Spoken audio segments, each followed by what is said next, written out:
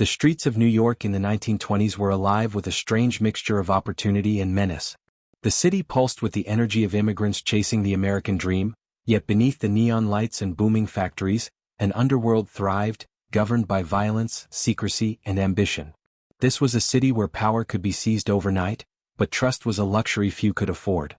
In the shadows of towering skyscrapers and crowded tenements, a new breed of criminal was emerging, one who understood that influence and fear were more potent than bullets alone. Among these figures, one man would rise to dominate the underworld with a combination of charm, cunning, and relentless strategic thinking. That man was Charles "Lucky" Luciano, a name that would come to define an era of organized crime and reshape the very rules of power in America. Luciano's story is not just about crime. It is a study in psychology, ambition, and the human thirst for control. From the outside, he could appear charismatic, almost approachable, a young man with an infectious smile, quick wit, and a natural ability to read people. But beneath this exterior lay a calculating mind capable of orchestrating complex networks of loyalty and betrayal. His genius was not simply in committing crimes, but in understanding the intricate interplay of power, fear, and human nature. He recognized that a leader's influence was not merely maintained through force, but through perception, strategy, and the careful management of relationships. This psychological mastery would become his greatest weapon, allowing him to rise from the chaos of street gangs to the pinnacle of the American Mafia. At the heart of Luciano's ascent was an era of transformation. Prohibition had turned America into a nation addicted to illegal alcohol, and with opportunity came competition. The streets were dangerous, dominated by fractured gangs, each fighting for territory, money, and influence. Violence was omnipresent, and betrayal was a constant threat. Yet it was precisely in this environment of disorder that Luciano thrived. Unlike his contemporaries who relied solely on brute force, he approached crime as an enterprise, studying human behavior as much as the mechanics of illicit business. His vision was clear: to consolidate power, eliminate inefficiency, and create an organization that could survive both the chaos of the streets and the scrutiny of the law. It was a radical departure from the traditional ways of the Italian-American criminal world, and it required a blend of boldness, ruthlessness, and psychological insight. Even in his early years, Luciano demonstrated an uncanny ability to observe and adapt. He watched the interactions of older mobsters, noted their weaknesses, and understood the unspoken codes that governed loyalty and betrayal. In a world where alliances shifted as quickly as fortunes, he learned to maneuver carefully, balancing charm with intimidation. Every conversation, every handshake, and every deal became a test of influence. He understood that fear could be a tool, but respect, and the illusion of fairness, was often a more powerful instrument. This duality, gentleman and predator, became the signature of his leadership style, allowing him to command loyalty while keeping rivals uncertain, always guessing about his true intentions. The streets themselves seemed to shape Luciano's psyche. Life in New York's Lower East Side was unforgiving, marked by poverty, overcrowding, and ethnic tension. Yet within this adversity he cultivated a sharp intellect and an acute sense of observation.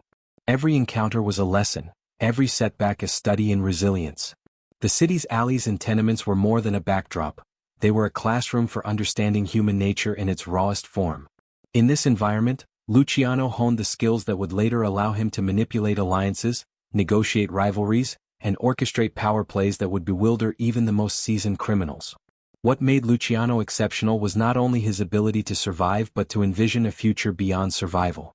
He saw the fragmented criminal landscape not as a limitation, but as an opportunity. Where others saw gangs and turf wars, he saw networks and potential. Where others relied on brute force, he relied on psychology, strategy, and timing. Every move he made was calculated, every relationship meticulously cultivated or discarded. He understood the human psyche not in abstract terms, but as a battlefield where perception could be manipulated and loyalty could be engineered. This deep understanding of human behavior, combined with ambition and audacity, set the stage for one of the most influential figures in organized crime history. By the time he reached adulthood, Luciano had already begun to establish a reputation as a man who could navigate chaos with clarity. He was respected, feared, and admired, often simultaneously. People were drawn to his charisma, yet wary of his unpredictability. In many ways, the streets of New York had produced the perfect environment for a master manipulator, and Luciano had emerged as its most skilled product. His story begins here, at the intersection of opportunity, ambition, and psychological insight, a story of a man who would not only survive in the underworld but redefine it entirely. To understand Lucky Luciano is to step into a world where power is fluid, loyalty is conditional, and the mind is the deadliest weapon of all. Lucky Luciano's story begins far from the glimmering skyline of New York City, in the dusty, sun-baked streets of Lercara Fritti, a small Sicilian town steeped in poverty and tradition. Born as Salvatore Lucania in 1897, he was the son of immigrants who would later journey to America in search of a better life. The harsh realities of his early environment, scarcity, social hierarchies, and the omnipresence of violence, instilled in him a survival instinct that would shape the man he would become. Even in these formative years, it was evident that he was not content with mere existence. He observed, he learned, and he absorbed the lessons of a world where power and cunning often mattered more than morality or luck. The seeds of ambition were planted early, nurtured by both deprivation and the example of those who wielded influence through fear and respect. The journey from Sicily to the bustling streets of Manhattan's Lower East Side was both a literal and symbolic transformation. The Lucania family, like thousands of other immigrants, sought opportunity in the teeming neighborhoods of New York, only to confront a new kind of struggle. Here, the American dream collided with urban squalor, overcrowding, and cultural marginalization. Life was unforgiving, and for a young Luciano, lessons came in the form of both necessity and observation. He quickly recognized the unspoken rules of survival in this microcosm of human ambition and deprivation. It was a world in which the strongest, smartest, and most adaptable thrived, and the weak were consumed. The streets taught him early on that intelligence and charm could be as powerful as brute force, and that understanding human behavior could often be the key to influence. Growing up amid this environment, Luciano was exposed to a mixture of cultural values, Sicilian traditions, immigrant community expectations, and the harsh pragmatism of urban life. He learned to navigate social hierarchies, to read the intentions behind gestures and words, and to anticipate both loyalty and betrayal. His intellect and curiosity set him apart from his peers, and while he could engage in the rough-and-tumble world of street games and petty crimes, he always seemed to be observing, analyzing, and learning from each encounter. These experiences would later inform his ability to manage complex relationships, orchestrate alliances, and manipulate situations to his advantage. Luciano's adolescence was marked by both opportunity and danger.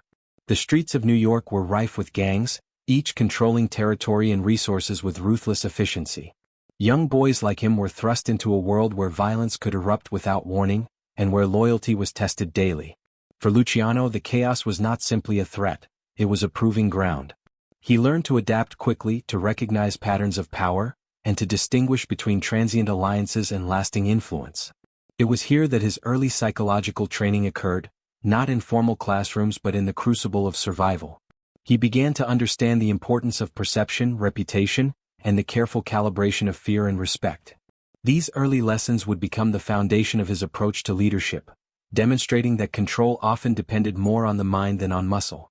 Family dynamics also played a crucial role in shaping Luciano's ambitions.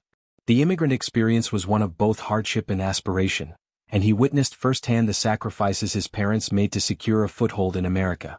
Yet these sacrifices highlighted the limitations of traditional paths to success in a world stacked against outsiders.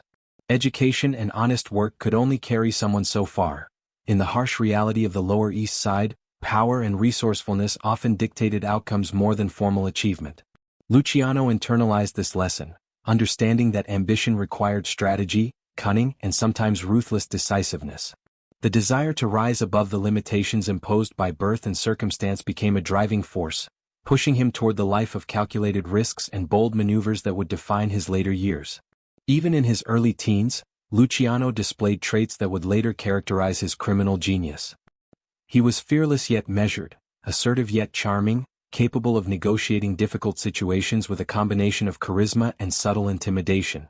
These were not mere survival tactics. They were the early manifestations of a mind attuned to strategy, human psychology, and the delicate balance of power. While other boys relied solely on brawn, Luciano recognized the power of influence, persuasion, and perception. He learned that a well-timed smile, a carefully chosen word, or an understanding of someone's desires could be as effective as any weapon in establishing dominance or securing loyalty. Sicilian culture, with its emphasis on family, honor, and reputation, continued to exert influence even as Luciano adapted to American streets. The concept of respect, and the consequences of failing to maintain it, was deeply ingrained. Yet Luciano took these ideas a step further, blending traditional codes with a modern, strategic mindset. He began to see the potential for organized influence on a larger scale, understanding that small victories in street skirmishes could be translated into long-term authority if managed wisely. He observed older criminals and mentors, noting their strengths and crucially their weaknesses. Unlike many, he did not simply mimic their actions. He analyzed the logic behind them, refining his own methods and learning to anticipate both opportunities and threats. By the time Luciano reached late adolescence, he was already demonstrating a level of ambition that separated him from the average street kid. He had learned to navigate chaos with clarity, to turn adversity into advantage, and to perceive human behavior as a strategic landscape. Every encounter, every small power play, was both a lesson and a rehearsal for the future. The boy from Lercora, who had arrived in America with his family seeking survival and stability, was evolving into a man capable of reshaping an entire criminal world. The foundation of his extraordinary journey, built on observation, adaptation, and psychological insight, was now firmly in place. It was this combination of environment, intellect, and innate ambition that set the stage for Luciano's rise. His early years were not merely formative, they were instructive, providing him with the tools and insights that would later allow him to dominate rivals, manipulate allies, and redefine the structure of organized crime. To understand Luciano, one must first understand the crucible of his youth, a world where poverty demanded cunning, survival required strategy, and power was the ultimate currency. From the streets of Lercora to the alleyways of Manhattan, these early experiences forged a master manipulator whose mind would leave an indelible mark on history. By the time Lucky Luciano reached his teenage years, the streets of New York had become both his playground and his classroom. The Lower East Side, with its crowded tenements, bustling markets, and simmering ethnic tensions, was a world where survival demanded a combination of cunning, courage, and adaptability. Young boys were forced to learn quickly who could be trusted, when to fight, and when to negotiate. Luciano was no exception. Yet unlike many of his peers, he approached these challenges not with raw aggression alone, but with careful observation and strategic thinking. Every encounter was an opportunity to understand human behavior, to assess loyalty, and to gauge the subtleties of influence. In this environment, the seeds of a criminal mastermind were beginning to take root. Luciano's early involvement in street gangs was as much about protection as it was about ambition. Territorial disputes, petty theft, and street brawls were daily occurrences, and the young boy learned to navigate this chaotic landscape with both skill and discretion. He quickly realized that brute strength could only carry him so far. Intelligence and psychological insight were far more potent tools. He watched older gang members, noting who commanded respect and why. He studied their interactions, understanding that fear could enforce obedience, but respect and cunning could inspire loyalty. This understanding of human behavior became a cornerstone of his emerging criminal philosophy, one that would later allow him to manipulate allies and adversaries alike. The gangs themselves were microcosms of larger criminal enterprises, complete with hierarchies, codes of conduct, and unwritten rules. Luciano quickly internalized these structures, learning to maneuver within them while simultaneously recognizing their inefficiencies and vulnerabilities. Unlike many of his contemporaries who accepted their roles and the inherent violence of gang life as inevitable, Luciano began to envision a different kind of power, one rooted in organization, strategy, and psychological control.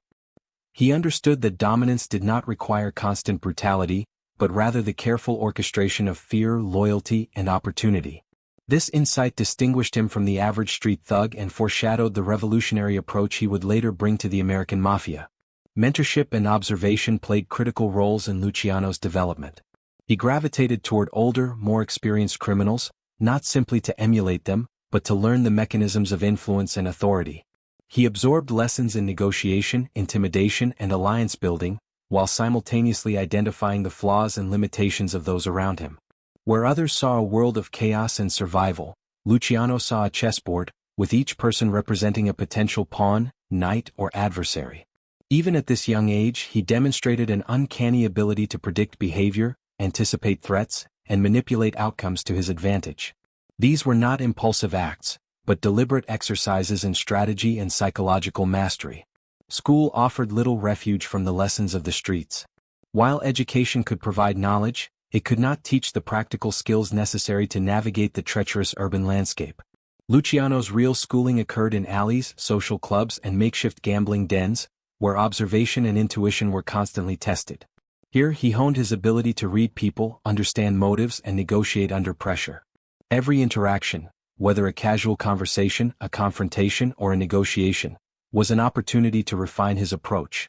By the time he was a young adult, Luciano had developed a sophisticated understanding of human psychology that few adults, let alone his peers, possessed.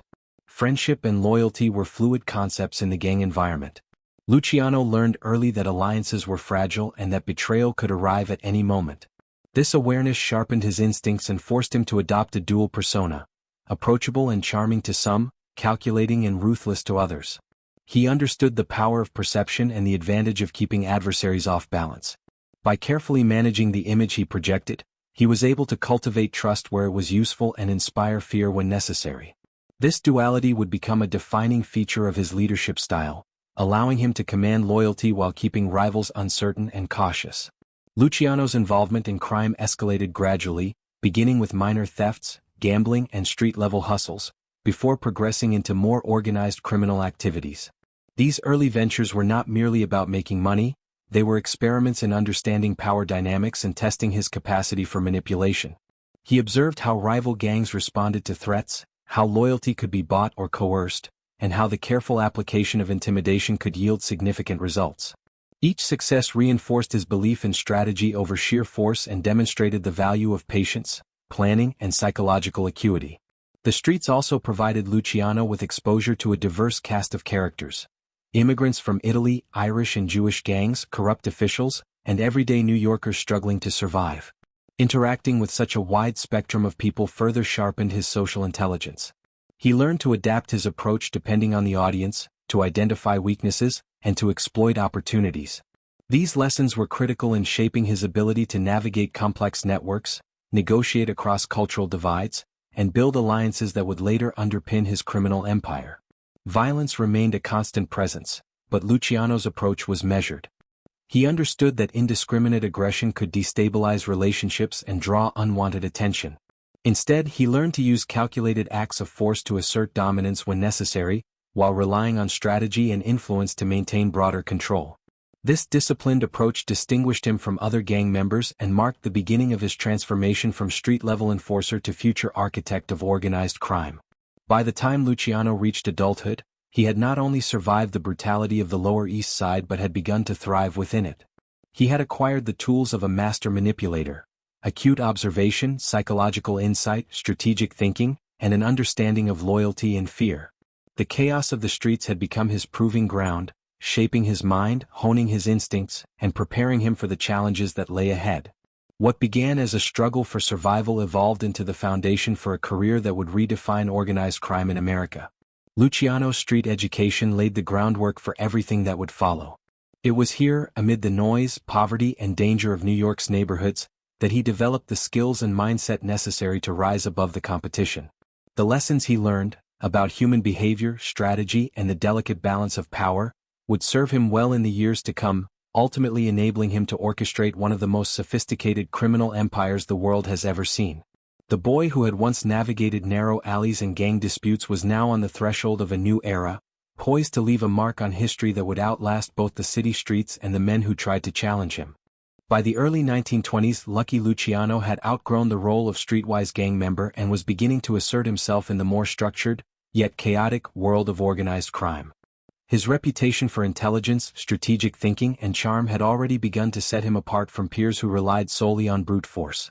Luciano understood early on that the true path to power lay not in fighting every battle, but in choosing the right battles, aligning with the right people, and manipulating the broader system to his advantage.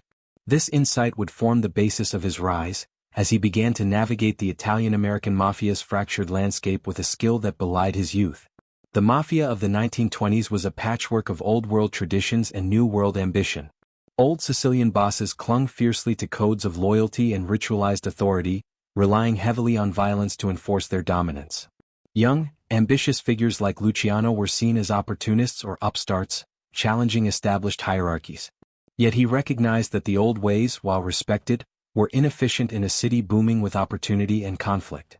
He began to envision a different model, one that blended respect for tradition with modern, calculated organizational principles.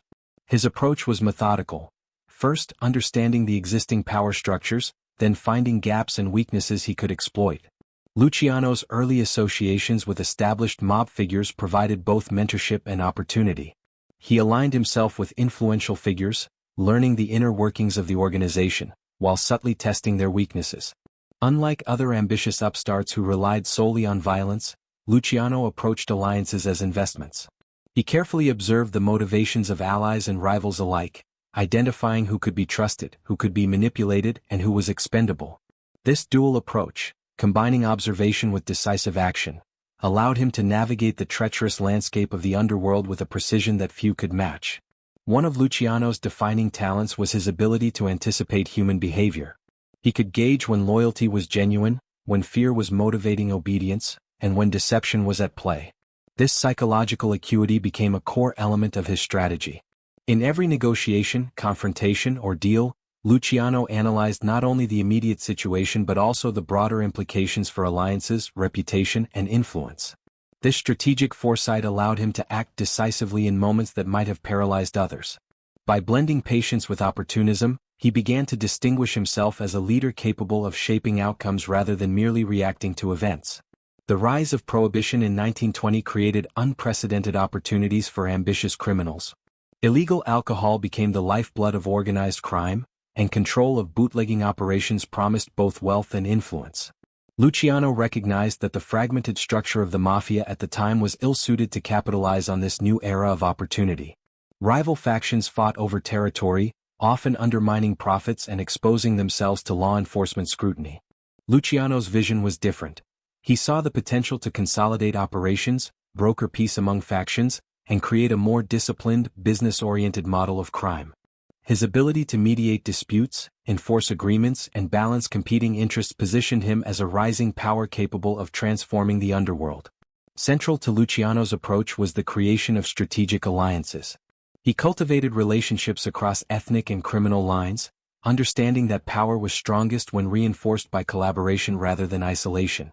Jewish and Irish gangs controlled key bootlegging routes and rackets, and Luciano's ability to negotiate mutually beneficial arrangements allowed him to expand his influence rapidly. These alliances were not merely pragmatic, they were calculated moves to centralize power and minimize the risk of conflict that could disrupt business. Luciano understood that influence was a form of currency, and he spent it wisely, leveraging it to cement his position at the top of a complex criminal network. Luciano's reputation for discipline and foresight further solidified his ascent. He maintained strict standards of conduct among his associates, balancing reward and punishment to reinforce loyalty. Those who proved competent and reliable were promoted and trusted with significant responsibilities. Those who faltered or betrayed him were swiftly and decisively removed. This approach cultivated both respect and fear, creating a culture of accountability that was rare in the chaotic criminal world of the time. By combining strict management with strategic benevolence, Luciano demonstrated a level of organizational sophistication that would later define the modern mafia. Perhaps most crucially, Luciano's rise was fueled by his understanding of timing and opportunity. He knew when to strike and when to hold back, when to negotiate and when to intimidate. In one notable early maneuver, he capitalized on rivalries between older bosses, exploiting tensions and positioning himself as a mediator while quietly consolidating influence. This combination of patience, intelligence, and psychological insight allowed him to ascend without provoking premature retaliation. His strategic mindset transformed each interaction into a calculated step toward broader dominance, reinforcing his reputation as a master tactician. Luciano's psychological acumen extended to his understanding of public perception and reputation. He recognized that image was a powerful tool in the underworld. Appearing reasonable, competent, and trustworthy could open doors that brute force could not. Simultaneously, cultivating an aura of unpredictability and subtle menace ensured that rivals approached him with caution. This careful management of perception allowed him to navigate delicate power dynamics, manipulate outcomes, and maintain authority over a network that spanned multiple criminal organizations.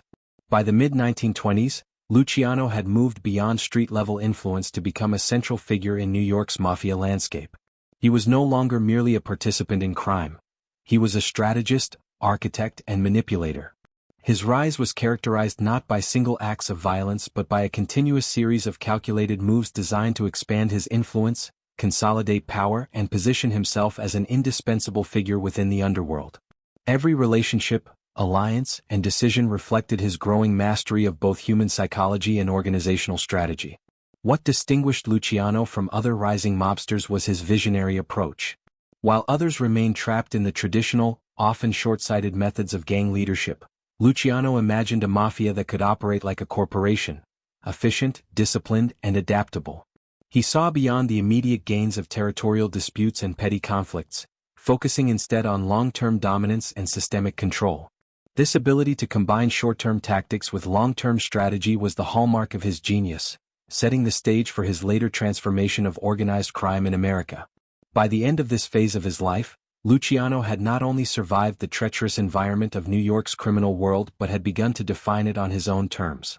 He had learned to navigate alliances, manipulate rivals, and harness the power of perception and psychology. More importantly, he had begun to envision a new kind of power structure, one that would allow him to rise to unprecedented heights and leave an enduring legacy. The making of a mafia mind was complete, a young man forged in the chaos of the streets, now poised to reshape the underworld with intelligence, audacity, and unparalleled strategic insight.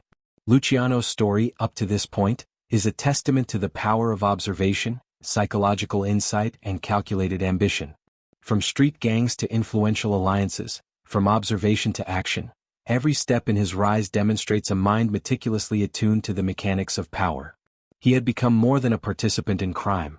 He had become a master manipulator, a strategist whose understanding of human behavior and organizational dynamics would redefine the mafia and leave an indelible mark on history. Central to Lucky Luciano's rise was his profound understanding of the unspoken rules that governed the criminal underworld. Among these rules, none was more critical than omerta, the Sicilian code of silence and loyalty. To the casual observer, it might seem merely a cultural relic, a set of archaic principles carried over from the old country. But for Luciano it was far more than that.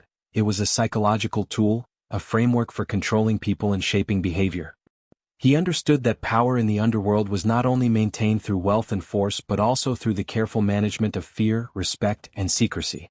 Omerta offered him both a shield and a lever, a shield against betrayal and law enforcement, and a lever to manipulate loyalty and obedience among allies and rivals alike. At its core, Omerta demanded absolute loyalty and discretion.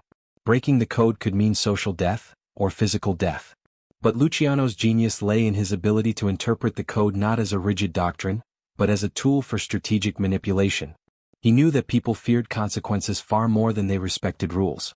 By controlling access to punishment and reward, he could enforce compliance without resorting to indiscriminate violence.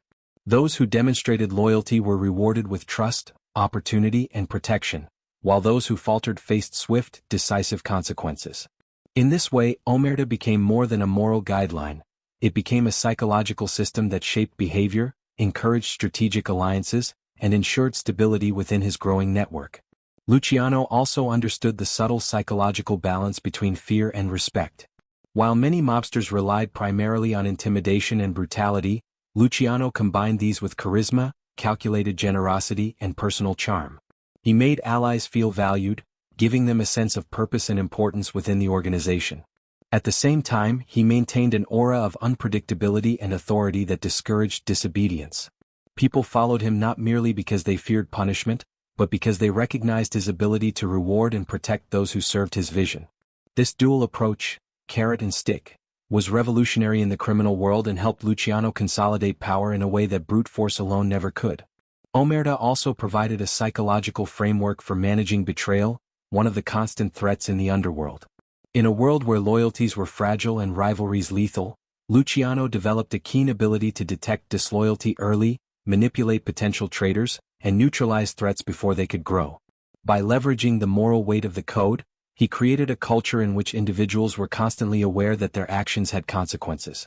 Yet he did this subtly, often without overt violence, letting perception and reputation do much of the work. In essence, omerta became both a sword and a shield, a moral and psychological instrument through which he could control others while maintaining the cohesion of his criminal network. Beyond the immediate practicalities, omerta also offered Luciano a lens for understanding human behavior. He could analyze how people responded to loyalty, fear, opportunity, and threat, and use that understanding to manipulate outcomes. For example, he knew that some individuals would respond better to respect and recognition, while others required the subtle threat of punishment. By tailoring his approach, he maximized influence while minimizing the risks of rebellion or exposure. This level of psychological sophistication was rare among his contemporaries, who often relied on blunt force, intimidation, or fear alone. For Luciano, omerta was a tool of strategic psychology, an invisible architecture that guided behavior, loyalty, and power dynamics within the Mafia. Luciano's application of omerta extended beyond his inner circle to interactions with rival factions. He recognized that secrecy and discretion were just as critical in negotiations as in enforcing loyalty. By controlling what information was shared, and with whom, he could manipulate outcomes, foster dependence, and maintain the upper hand in disputes.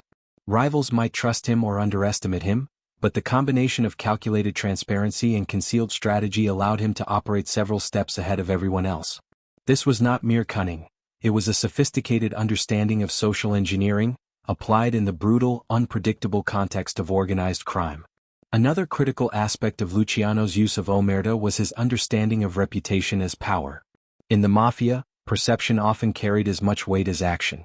A man known for his decisiveness, intelligence, and control commanded more influence than one who relied solely on brute strength. By carefully cultivating his public and private image, Luciano ensured that his reputation for strategic mastery and uncompromising authority preceded him. Allies were inspired to align with him, rivals hesitated, and potential traitors calculated the risks before making moves. The code of silence, the careful management of perception, and the psychological interplay of fear and respect all combined to make him a master manipulator at the center of a complex criminal ecosystem. Importantly, omerta also shaped Luciano's moral calculus. Unlike the chaotic, impulsive violence of many contemporaries, he understood that restraint and calculation often yielded greater results.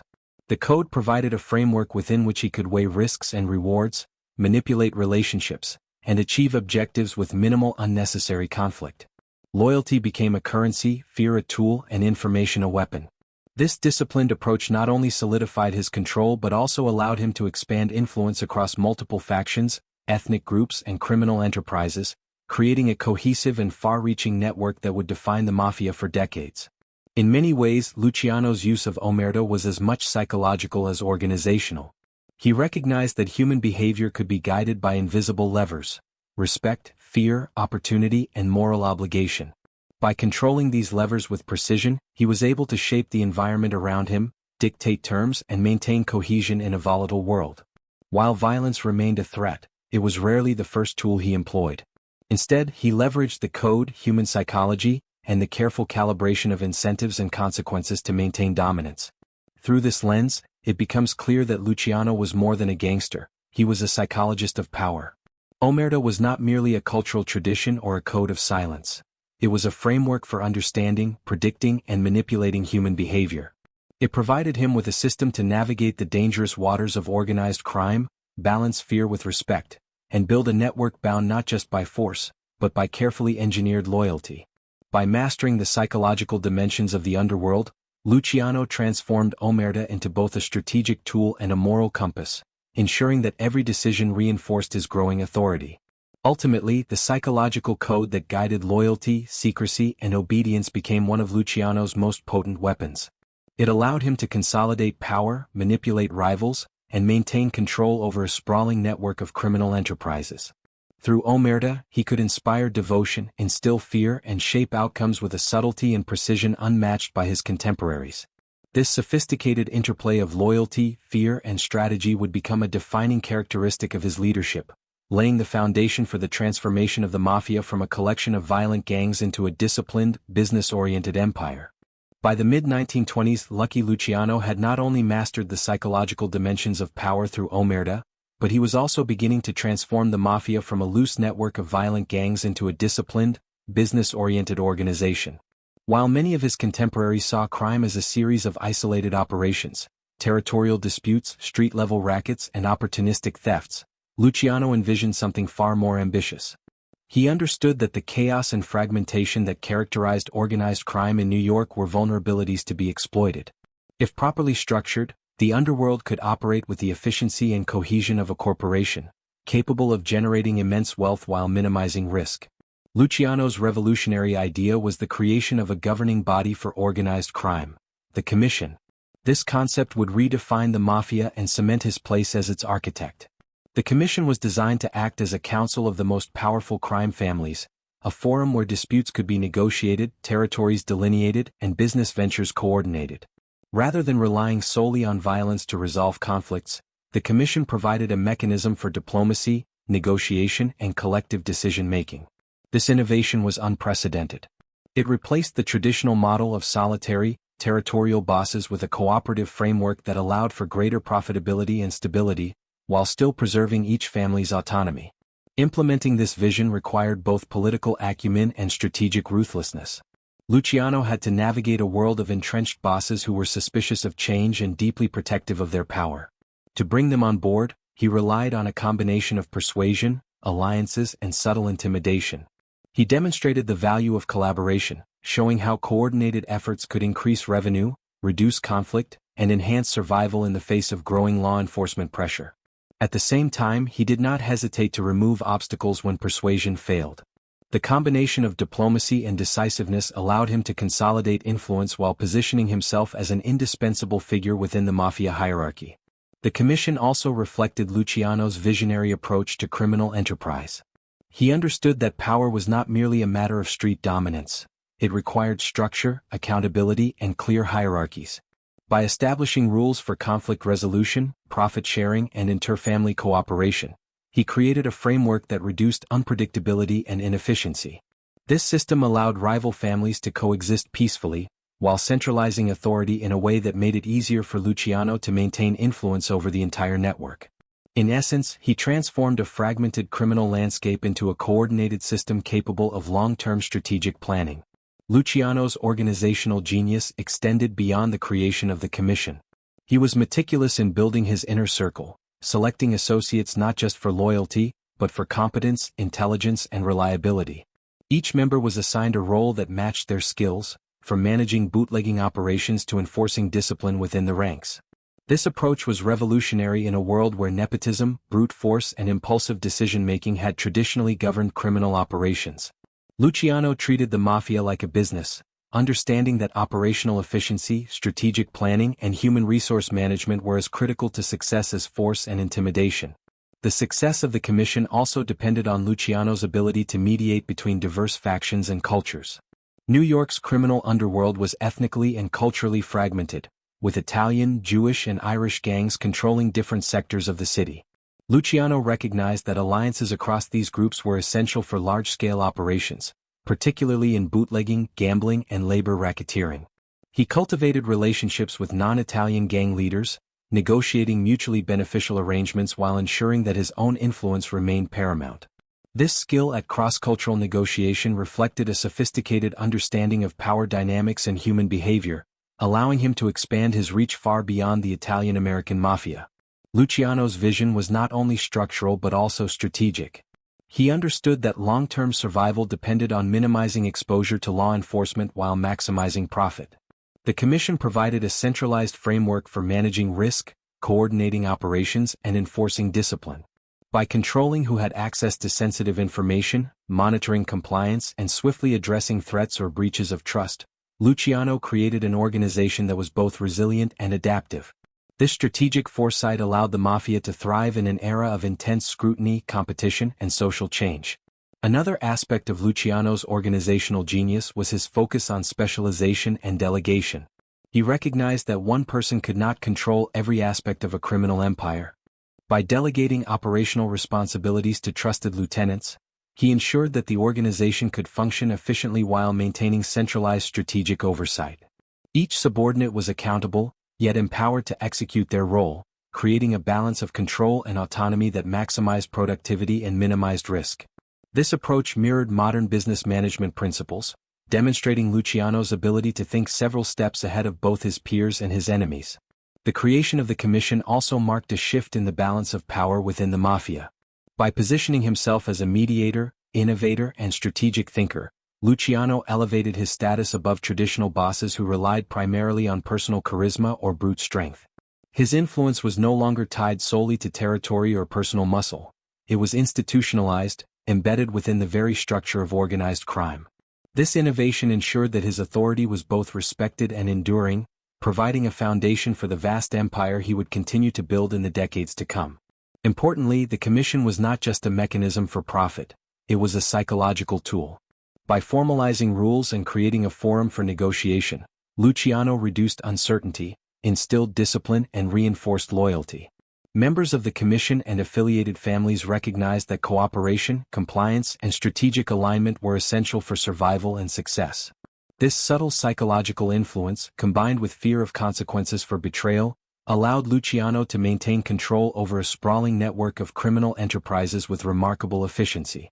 The establishment of the commission exemplified Luciano's broader approach to power, combining intelligence, psychology, and strategy to shape the environment around him. He did not merely react to circumstances, he engineered them.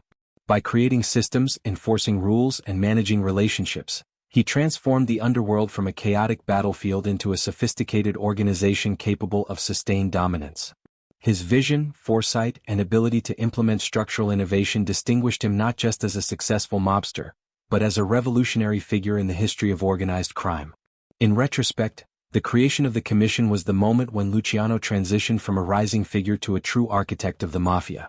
It was here that his genius for strategy, organization, and psychological manipulation coalesced into a system that would endure long after his own lifetime.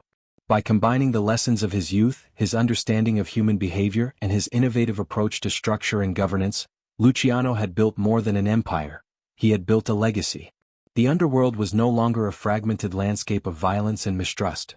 It was a disciplined, efficient network guided by rules, loyalty, and the vision of a man who understood power at its deepest psychological and structural levels. Through the commission, Luciano demonstrated that true mastery in organized crime required more than force. It required vision, strategy, and the ability to manipulate both systems and people. It was a synthesis of organizational genius and psychological insight, reflecting a mind that could see beyond the immediate chaos and into the long-term dynamics of influence, loyalty, and control. In this way, the commission was not only a tool for consolidating power, it was the embodiment of Luciano's revolutionary approach to crime, and the foundation for the modern mafia as we understand it today. By the late 1920s, Lucky Luciano's influence extended far beyond the street corners of New York's Lower East Side. His genius lay not only in creating structures like the commission but also in his ability to weave alliances, navigate rivalries, and manage the delicate psychology of loyalty and betrayal. In this period, the underworld was a volatile ecosystem. Power shifted rapidly, loyalties were fragile, and the consequences of miscalculation could be deadly. Luciano thrived in this environment because he understood that organized crime was not merely about money or territory, it was a game of relationships, perception, and influence. His rise to dominance was as much psychological as it was structural, blending strategy, manipulation, and foresight. Allies were essential to Luciano's expansion. He carefully cultivated relationships with key figures across ethnic and criminal lines, understanding that collaboration could multiply his influence while minimizing conflict. Jewish and Irish gangs controlled lucrative operations in bootlegging, gambling, and labor racketeering, and Luciano's ability to negotiate mutually beneficial arrangements with them expanded his reach beyond the Italian-American mafia. These alliances were never casual. They were strategic partnerships built on a combination of trust, opportunity, and fear. Luciano recognized that the perception of loyalty often mattered as much as loyalty itself, and he used this insight to solidify relationships that would endure even amid intense pressure and competition. Yet for every ally there was a potential rival. The underworld was crowded with ambitious figures, each vying for control over territory, revenue streams, and reputation. Luciano understood that rivalry was both inevitable and exploitable. He carefully assessed the ambitions, weaknesses, and temperaments of his adversaries, predicting their actions and shaping outcomes to his advantage. Where others relied on brute force or impulsive retaliation, Luciano preferred strategic intervention. He could provoke disputes, mediate conflicts, and manipulate perceptions, often orchestrating situations in which rivals undermined themselves while he remained above the fray. This ability to play multiple sides simultaneously was a hallmark of his leadership, allowing him to consolidate power without exposing himself to unnecessary risk. One of the most striking aspects of Luciano's approach was his psychological sophistication in handling betrayal. In an environment where treachery could be fatal, he developed an uncanny ability to identify potential threats before they materialized. He studied human behavior with meticulous attention, observing reactions, inconsistencies, and subtle cues that others overlooked. By understanding the motivations driving his allies and enemies alike, Luciano could intervene early, redirecting loyalty, instilling fear, or removing obstacles with precision. Betrayal was inevitable in the criminal world, but Luciano's mastery lay in controlling the timing, perception, and consequences of such acts, ensuring that they ultimately reinforced his authority rather than undermined it. Alliances and rivalries were often intertwined in a web of complex social dynamics. Luciano's associates could be loyal today and adversarial tomorrow. Trust was conditional and power was always in flux. He learned to navigate these dynamics through a combination of diplomacy and calculated intimidation.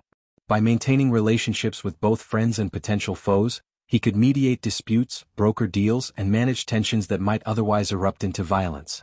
His charisma and strategic thinking enabled him to persuade others that their interests aligned with his own, even when the alignment was temporary or instrumental.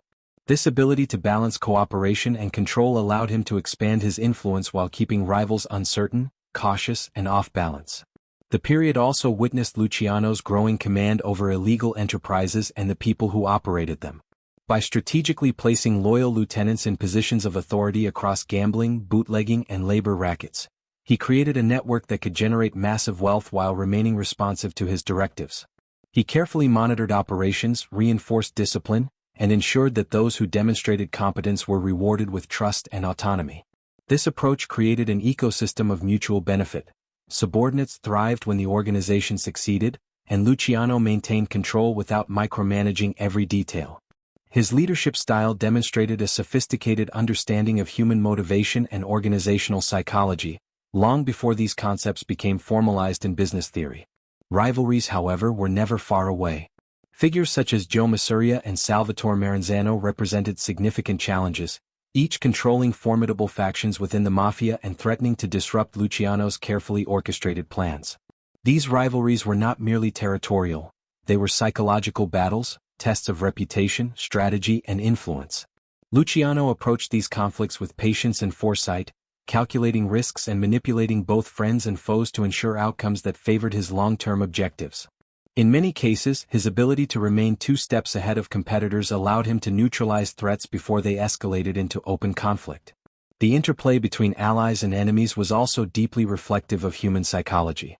Luciano understood that loyalty was often conditional, influenced by incentives, fear, and perception of strength.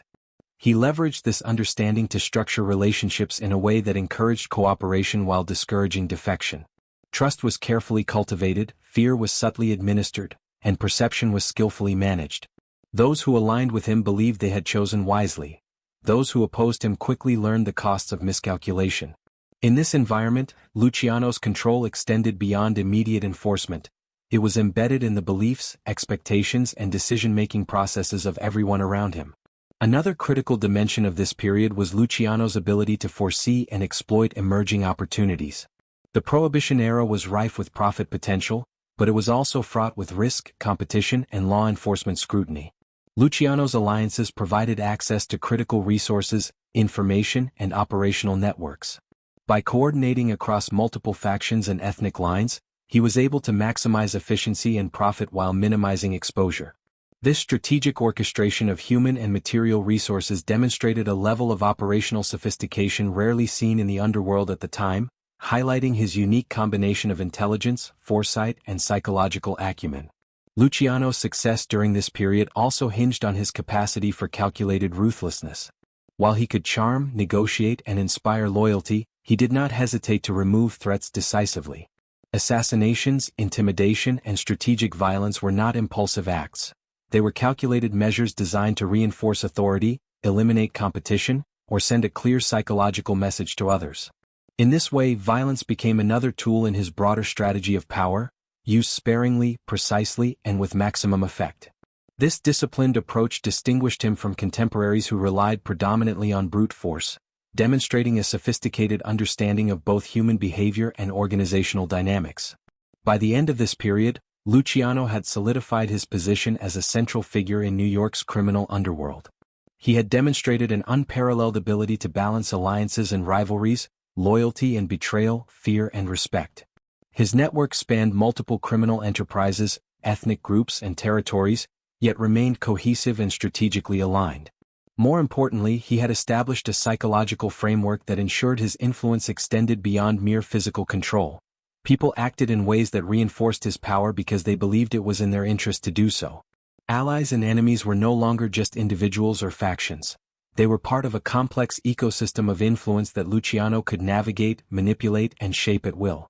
Through strategic alliances, calculated rivalries, and psychological mastery, he had created a level of control unprecedented in the history of organized crime. This period laid the foundation for the larger conflicts, betrayals, and power struggles that would define his later years, and it demonstrated his unique capacity to merge organizational genius with human insight. In essence, this era of Luciano's life reveals a man who understood that power was never absolute. It was relational, psychological, and strategic. Allies and enemies were not simply obstacles or resources. They were instruments through which influence could be exercised and consolidated. By mastering these dynamics, Luciano ensured that his ascent was both sustainable and formidable, preparing him for the extraordinary challenges and betrayals that lay ahead.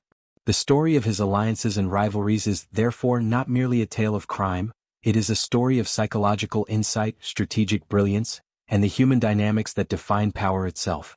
Beneath the veneer of alliances, negotiations, and carefully orchestrated power plays, the underworld was a cauldron of hidden conflicts, rivalries that simmered just below the surface, waiting for the right spark to ignite open warfare.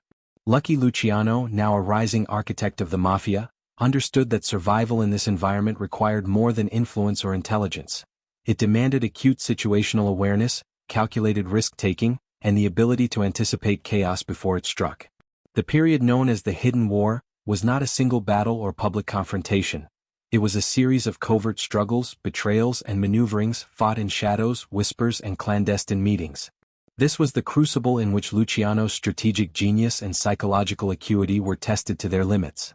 At the heart of this hidden conflict were the competing ambitions of established mob bosses such as Joe Masuria and Salvatore Maranzano, each determined to dominate New York's Italian-American underworld.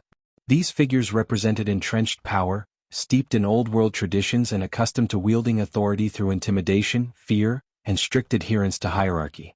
Luciano, by contrast, embodied a new approach, one that combined respect for tradition with modern strategic thinking and psychological insight. He understood that these rivalries were as much about perception and influence as they were about money or territory. Every action, every alliance, and every negotiation carried multiple layers of meaning, shaping loyalty, fear, and the balance of power in ways invisible to the casual observer. The Hidden War was defined by subtlety, deception, and preemptive action. Unlike overt gang conflicts that erupted into public violence, these struggles were fought with careful manipulation, strategic positioning, and psychological leverage. Luciano would orchestrate scenarios in which rivals weakened themselves through miscalculation, rivalry, or betrayal, all while maintaining the appearance of neutrality or alliance. Information was currency, perception was power, and timing was critical.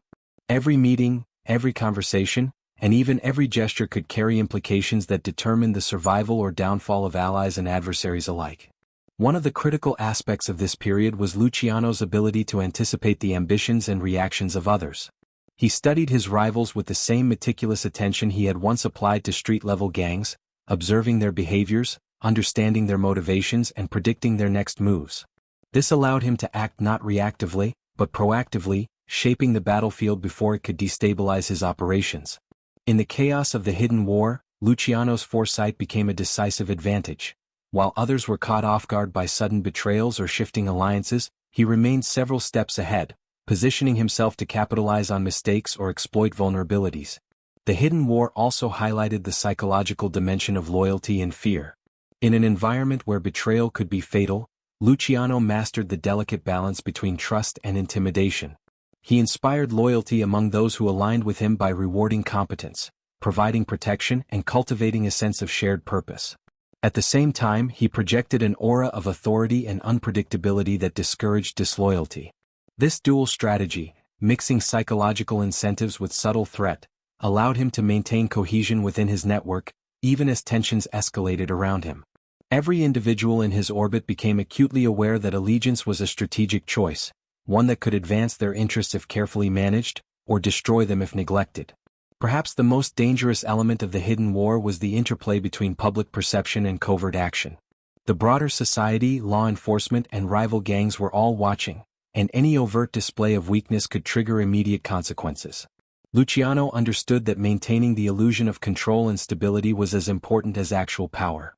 He carefully curated his image, leveraging rumors, selective transparency, and strategic displays of strength to manipulate the perceptions of friends and foes alike.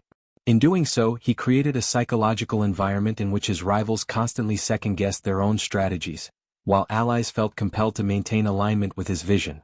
Amid this covert struggle, law enforcement pressure loomed as an ever-present threat. The hidden war was not fought in isolation. It existed alongside increasing public scrutiny, federal investigations, and Prohibition-era policing that targeted bootlegging and organized crime. Luciano's genius lay in his ability to integrate operational security with strategic foresight, ensuring that his empire continued to thrive even under surveillance and threat of arrest.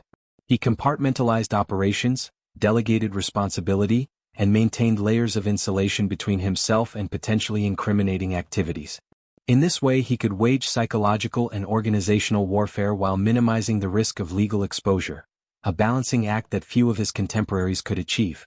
During this period, violence was both a tool and a message. Strategic killings, intimidations, and orchestrated assaults served to enforce agreements, settle disputes, or remind adversaries of the consequences of miscalculation. Yet Luciano deployed violence sparingly, reserving it for moments when it would maximize psychological impact. By combining covert maneuvering with carefully timed displays of force, he reinforced his authority, shaped perceptions, and minimized unnecessary risk. Every act of aggression was calculated not merely for its immediate effect but for its longer-term implications within the complex network of alliances, rivalries, and perceptions that defined the hidden war. The hidden war also demanded extraordinary emotional intelligence. Luciano had to manage fear, ambition, envy, and greed, all while projecting calm, confidence, and control. He navigated shifting loyalties, negotiated delicate settlements, and orchestrated alliances that were inherently unstable. Each move required careful calculation, empathy, and timing. In many ways, the hidden war was as much a battle of minds as it was of men, a chess game played across multiple layers of social and organizational complexity. Luciano's ability to excel in this environment demonstrated his mastery of both strategy and psychology, qualities that would define his leadership for decades to come. By the end of this phase, the hidden war had cemented Luciano's reputation as a master tactician and manipulator. He had survived a landscape filled with betrayal, rival ambition, and law enforcement scrutiny while expanding his influence and consolidating power. His network was not only vast and cohesive, but psychologically disciplined, with loyalty maintained through fear, respect, and the perception of inevitability. Luciano had demonstrated that true power in the underworld required more than wealth or violence. It required the ability to shape human behavior, manipulate perception, and orchestrate complex systems of influence across multiple factions. The hidden war also foreshadowed the escalating conflicts and ultimate confrontations that would define the later stages of Luciano's life. While he had successfully navigated this period of covert struggle, the stakes were rising. Rivalries would intensify, betrayals would become more consequential, and law enforcement scrutiny would tighten. Yet the lessons learned during this hidden war, strategic foresight, psychological insight, controlled violence, and organizational mastery, would equip Luciano to confront these challenges with the same blend of cunning, audacity, and calculated ruthlessness that had propelled him to the forefront of New York's criminal empire. Ultimately, the hidden war was more than a series of clandestine conflicts. It was a crucible in which Luciano's abilities as a strategist, psychologist, and leader were honed. It revealed the true depth of his genius, the ability to operate simultaneously on multiple planes of influence, balancing human psychology, organizational complexity, and the ever-present threat of violence. By navigating this hidden battlefield, Luciano solidified his place as a dominant force in the underworld, setting the stage for both his triumphs and the dramatic challenges that lay ahead. Despite his mastery of strategy, psychology, and influence, the trajectory of Lucky Luciano's life was not immune to the forces of law, betrayal, and shifting alliances. The period that marked "The Fall Begins" was a turning point, a moment when the very empire he had meticulously constructed began to show cracks. No matter how brilliant a leader, the combination of external pressure and internal treachery can destabilize even the most formidable power. For Luciano, the inevitability of legal scrutiny and the latent envy of rivals began to converge, initiating a series of events that would test his resilience and cunning as never before. By the early 1930s, Luciano's prominence had drawn the attention of law enforcement, journalists, and politicians. His empire, while profitable and organized, had become too visible to remain unchallenged. The Prohibition era had ended, but the networks he had built, bootlegging, gambling, and labor rackets, remained lucrative and under constant scrutiny. Federal agents, state authorities, and city detectives were increasingly coordinated, using surveillance, informants, and the courts to pressure those at the top of the criminal hierarchy. Luciano, once the unseen architect manipulating from the shadows, was now exposed to the glare of public and legal attention. The very visibility that had reinforced his reputation also became a vulnerability. The first cracks in his empire were not entirely due to law enforcement. Rival factions, both within and outside the Mafia, were eager to challenge his dominance. Figures jealous of his influence, threatened by his restructuring of the underworld, or simply opportunistic saw a chance to reclaim territory or undermine his authority. The assassination-driven power struggles that had characterized earlier years persisted, but now they carried a dual weight. They threatened both financial stability and psychological control. In this high-stakes environment, even small miscalculations could escalate rapidly into life-threatening consequences. Luciano's personal network was also tested. Allies who had once been loyal began to waver under pressure or were lured by competing promises. Trust, a currency that had been meticulously cultivated, became precarious. Even those who had prospered under his leadership could feel the pull of self-interest or fear of exposure. The delicate balance between loyalty and fear, so carefully maintained, required constant attention. Luciano had to navigate these dynamics with the same precision he had once applied to rival gangs, but now the stakes were higher, the scrutiny greater, and the margin for error vanishingly small. The legal system itself became a formidable adversary. Investigations, arrests, and subpoenas created an environment of uncertainty, where every meeting, transaction, or recorded conversation could have catastrophic consequences. Luciano understood that survival now required more than cunning and psychological manipulation. It demanded careful calculation, legal foresight, and an unprecedented level of operational security. He began to compartmentalize his activities further, isolate sensitive operations, and distance himself from overt criminal actions. Yet despite these measures, the law was closing in, signaling that even a master manipulator could not remain entirely untouchable. One of the most significant blows came in the form of internal betrayal. Trusted associates, coerced by law enforcement or motivated by personal gain, began to provide information, unraveling the carefully constructed networks that had protected Luciano. This betrayal was not merely a tactical setback, it struck at the psychological core of his leadership. For a man who had built his empire on loyalty, discretion, and the manipulation of human behavior, the realization that even his closest allies could be turned was profoundly destabilizing. It underscored the inherent fragility of power and the constant vigilance required to maintain it. The convergence of legal pressure and internal treachery marked the beginning of Luciano's public exposure. Media coverage, sensationalized by journalists eager for headlines, painted him as both a brilliant strategist and a dangerous criminal. Public perception, which he had long manipulated in his favor, now became another battlefield. He had to contend not only with law enforcement and rival factions but also with the court of public opinion. Every rumor, report, and article threatened to influence witnesses, jurors, and political actors, complicating his ability to navigate the unfolding crisis. Amid this growing pressure, Luciano demonstrated a remarkable capacity for adaptation and resilience. He drew on the lessons of his youth, the strategic insights of his rise, and the psychological acumen he had honed over decades.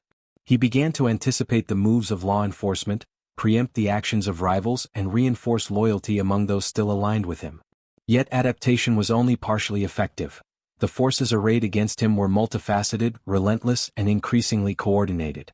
The fall that had begun as a subtle erosion of control now gathered momentum, signaling that the empire he had built was vulnerable not just to external attack but to the inexorable pressures of circumstance.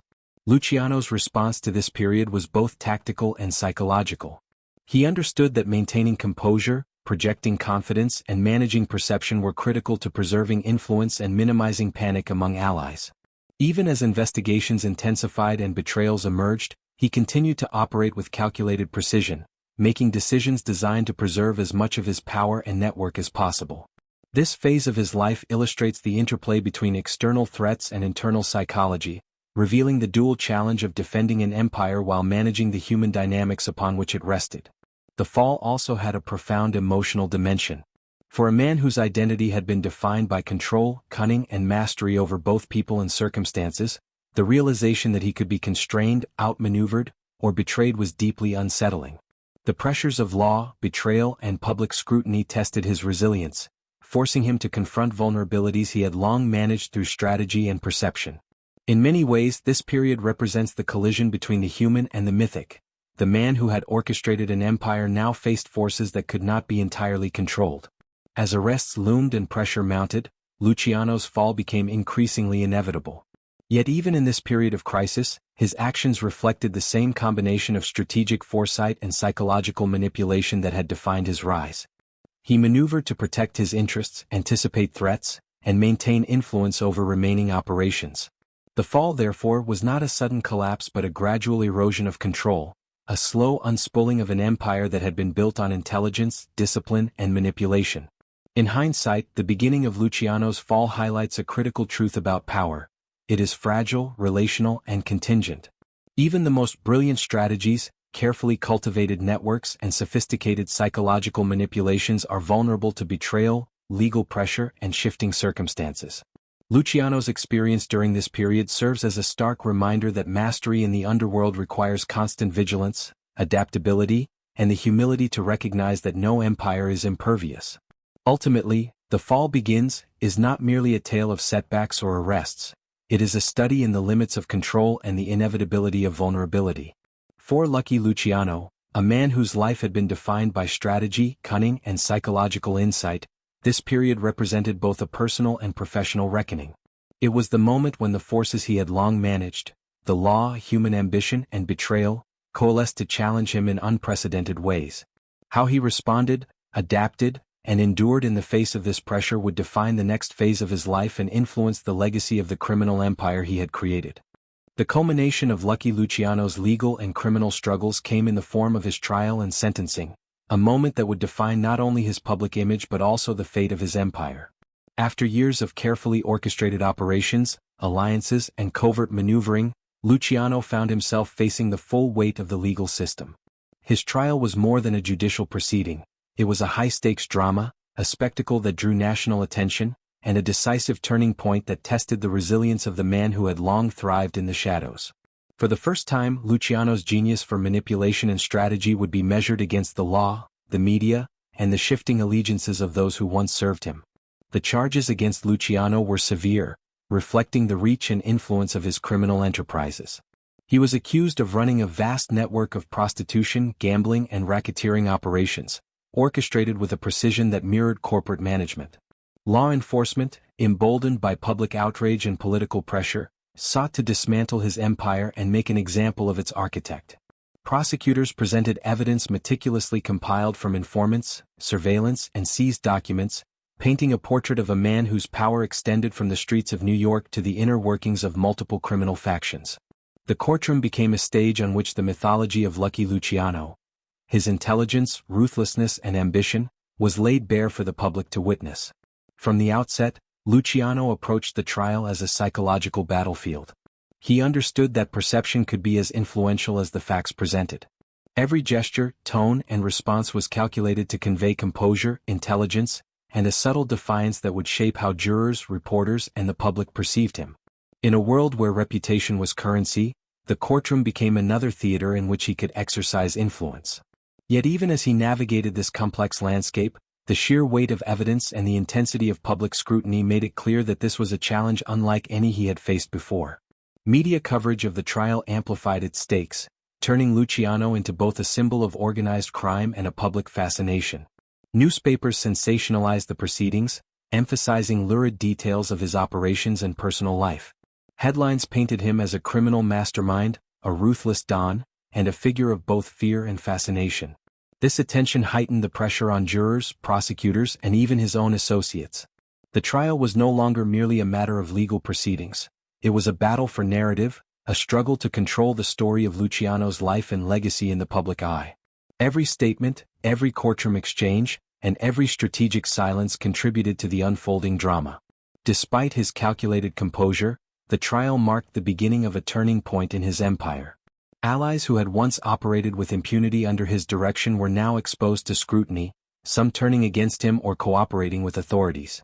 The intricate networks that had supported his rise began to unravel, revealing vulnerabilities that rivals and law enforcement were eager to exploit.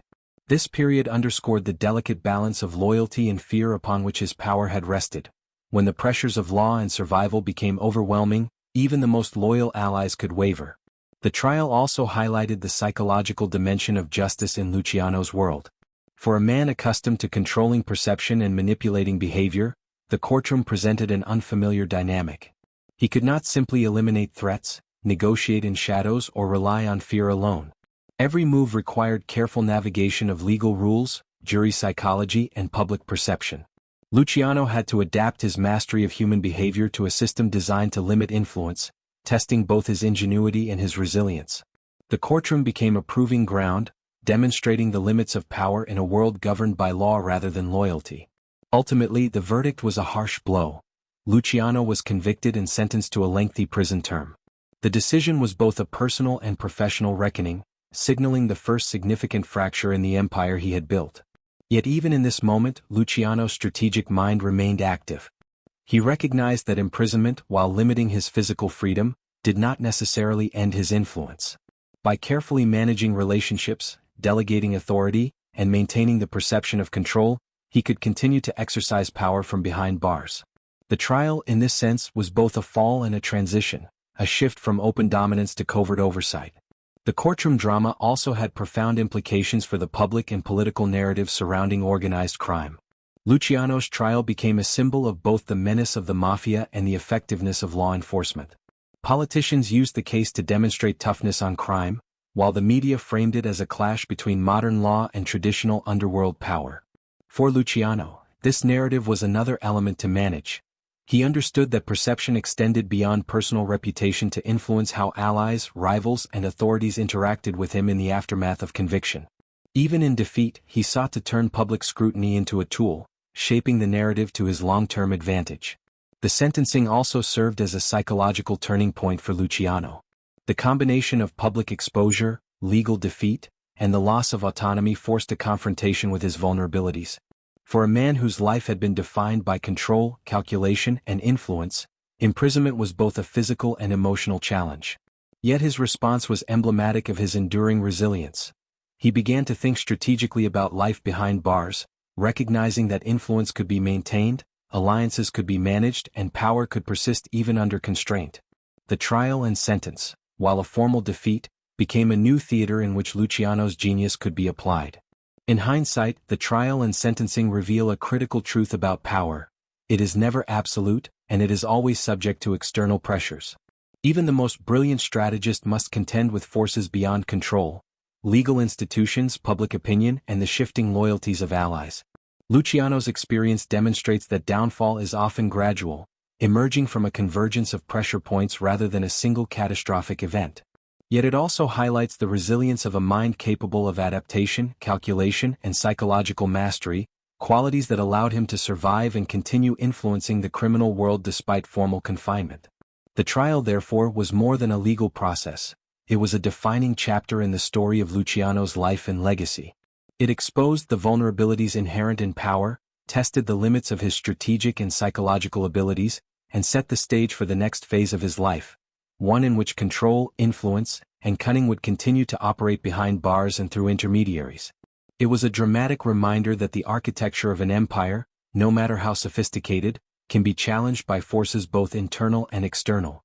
For Luciano, the trial was both a reckoning and an opportunity, a crucible in which the enduring qualities of leadership, strategy, and psychological insight would be tested like never before. Ultimately, the trial and sentence illustrate the intersection of personal genius and systemic pressure.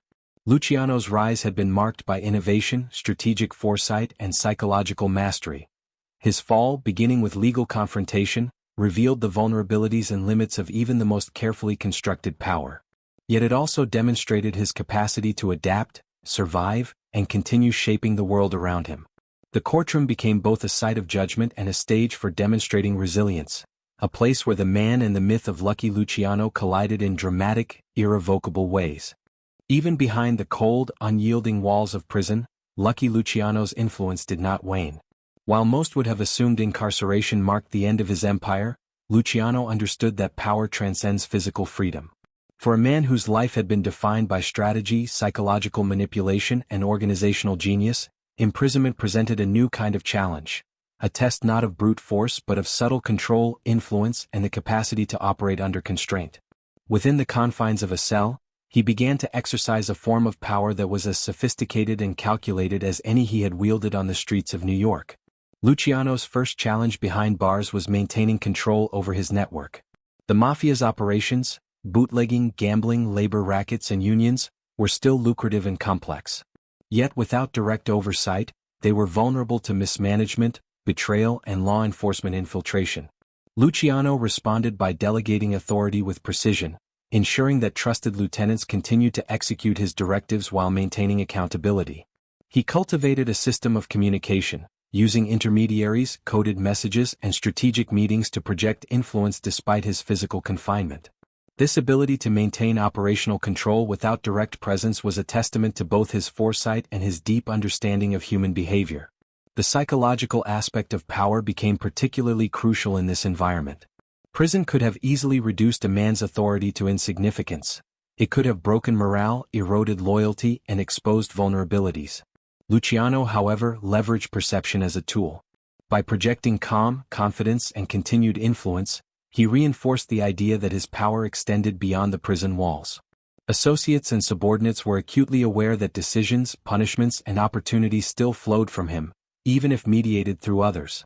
This psychological dominance allowed him to maintain cohesion within his network, ensuring that the empire he had painstakingly built continued to function with minimal disruption. Moreover, Luciano recognized that alliances within prison itself were just as critical as those on the outside. Prisons were microcosms of society with their own hierarchies, factions, and power struggles.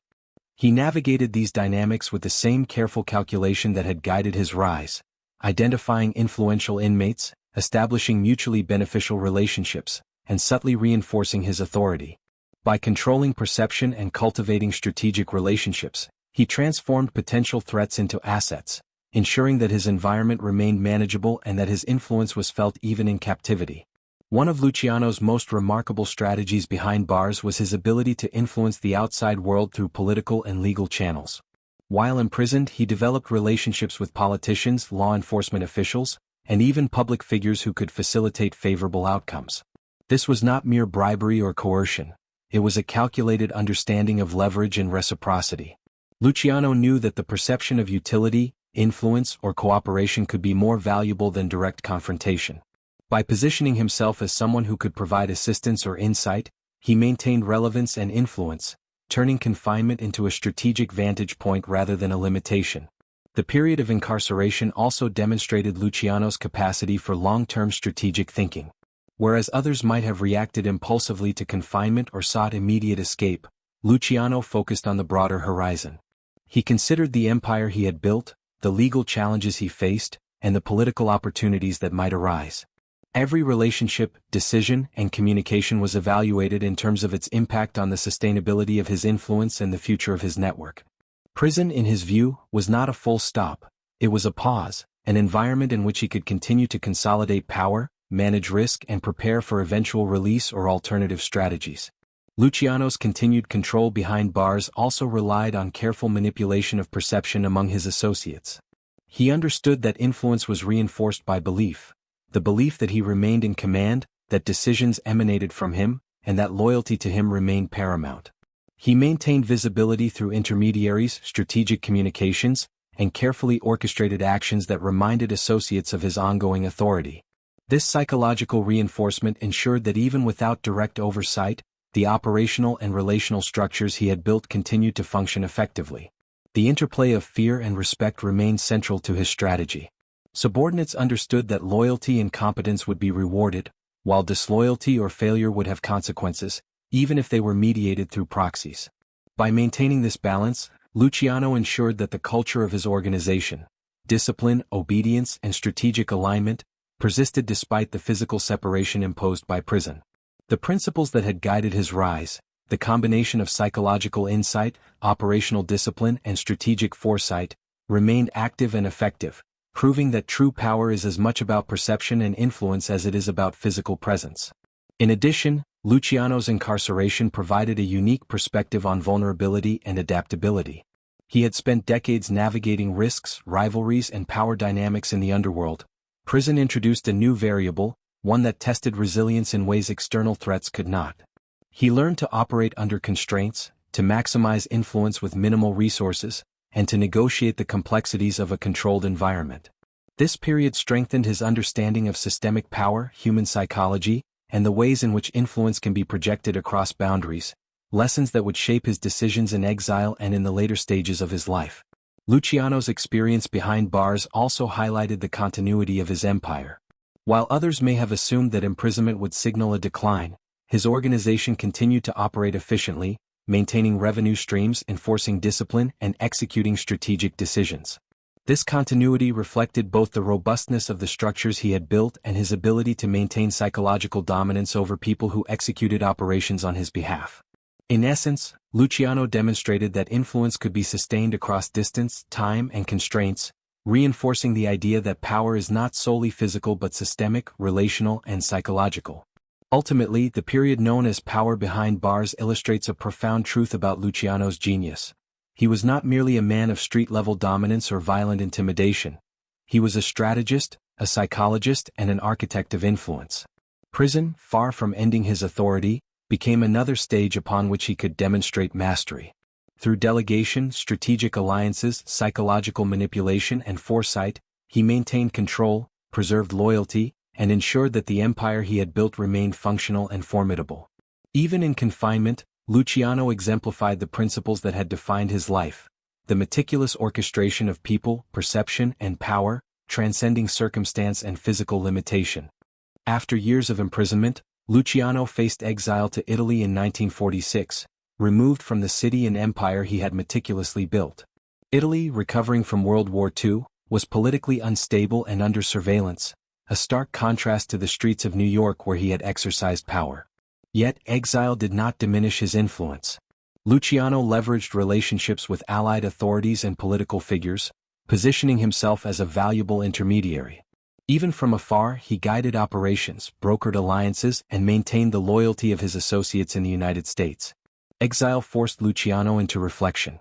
Removed from immediate control, he assessed the empire he had created and the consequences of a life built on manipulation, loyalty, and fear.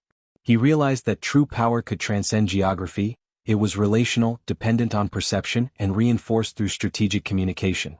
Exile tested his resilience, forcing adaptation to new political and social constraints while demonstrating that influence could persist without physical presence. Even in isolation, Luciano's strategic mind remained active. He cultivated successors, advised on conflict resolution, and maintained channels of communication that ensured his principles continued to guide the Mafia. Exile became a stage for his enduring psychological mastery, shaping perception, orchestrating loyalty, and preserving authority. The endgame was less about defeat and more about transformation, demonstrating that even removed from his empire, Luciano's genius for strategy and influence remained intact, leaving an indelible mark on organized crime.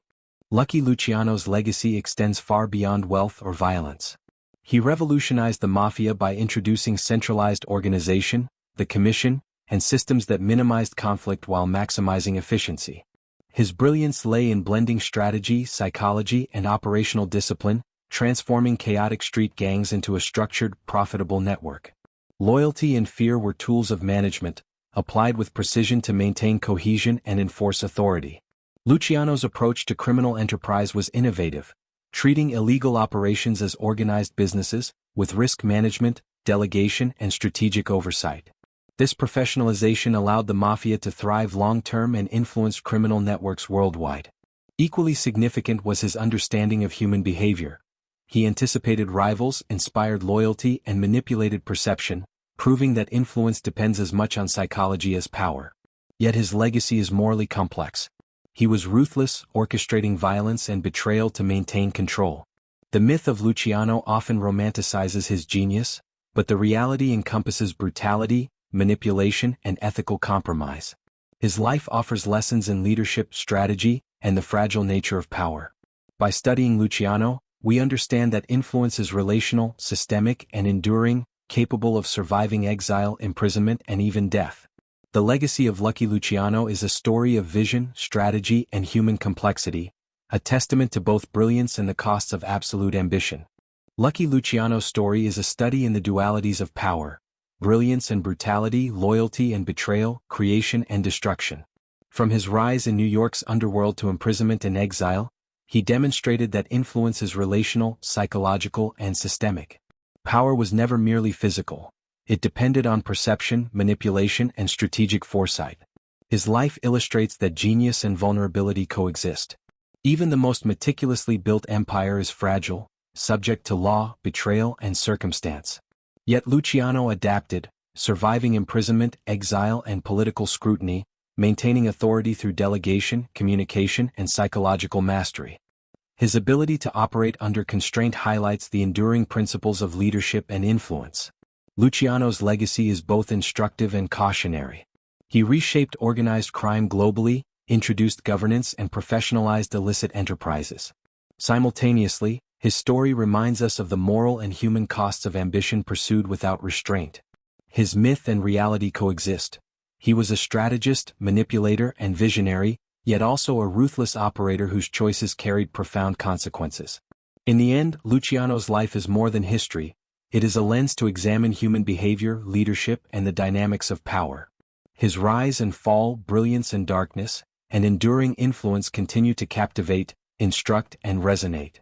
The story of Lucky Luciano demonstrates that influence, when wielded with intelligence, foresight, and psychological insight, can transcend circumstance, geography, and even mortality itself.